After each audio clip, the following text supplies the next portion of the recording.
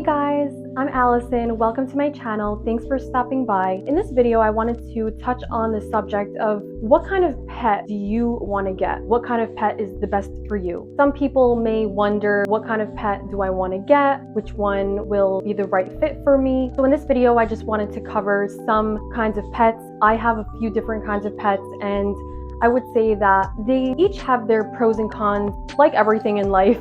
Some pros might outweigh cons for you, whereas for someone else, they might want a different kind of pet.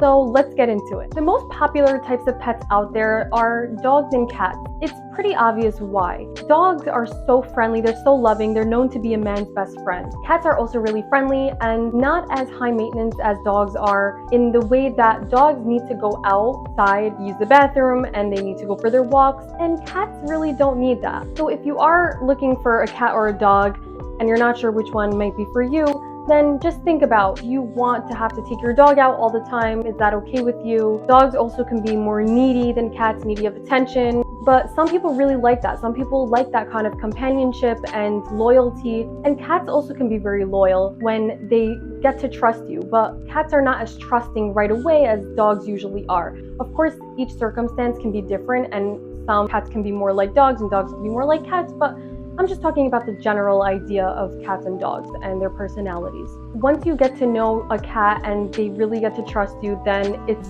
so special, your relationship, and it's not like they trust anybody, and your relationship feels really special. And that kind of brings me to bunny rabbits, which are pretty common as well. They are becoming more and more common than they used to be. Rabbits, a lot of people say, remind them of cats in the sense that it takes them some time to trust their human. Once they do, their bond is really special. Of course, they're not the same as cats. You know, cats are predators, bunny rabbits are prey, which is a whole other topic in itself. But rabbits can be trained to use the litter box just like cats. And it's much easier in the sense that you don't need to take them outside to use the bathroom. And they are a little bit more independent than dogs are, let's say. Dogs need a lot more attention. So if you're looking for an animal that uses the litter box, take some time to trust you and have that relationship be really special, and you don't have to take them outside, a cat and a rabbit can be for you.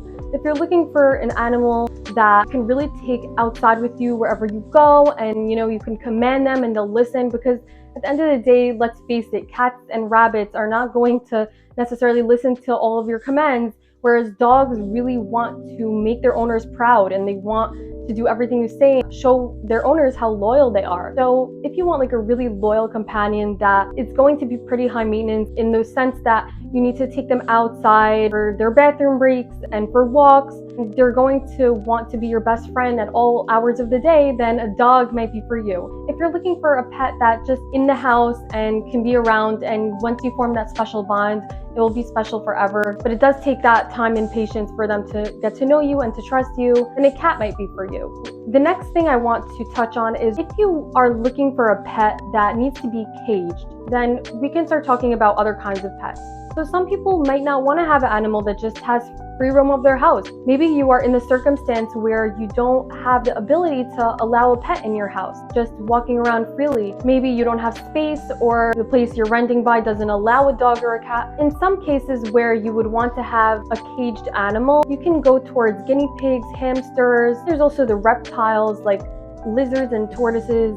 There's so many different ones out there that you can research and see locally what's available around you. But there are some pets that you can keep caged most of the time, and sometimes take them out. If you're looking for a kind of pet like that, where you can go visit them in their cage, but they're not necessarily just walking around the house or having like a whole room to themselves, you might want to look into hamsters, guinea pigs, and some people like rats and mice if you are interested in that kind of pet.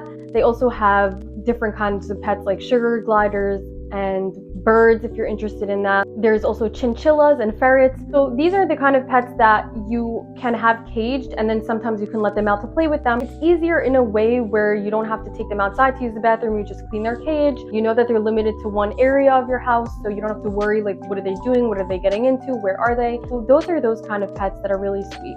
If you want to get guinea pigs, or there's certain animals that need to be in pairs, you need to have at least another friend with them, meaning the same species in the same cage with them because that's the only way that they can thrive. There's certain pets that if you want to have more than one, then you can get guinea pigs. Rabbits can also come in pairs, and really like any animal can come in pairs except, I think certain types of hamsters and tortoises, you would have to do your research on that, but some pets can only be alone. But you can have 2 dogs, you can have 2 cats, you can have multiple of many kinds of animals. So if that's something you're looking for, then most animals are okay with having more than one. But then there's those animals that you have to have more than one. They can't be alone. So if you want a pet that can't be alone, and it's cute to watch them in their groups and the way that they socialize and stuff like that. Look who just came to say hi.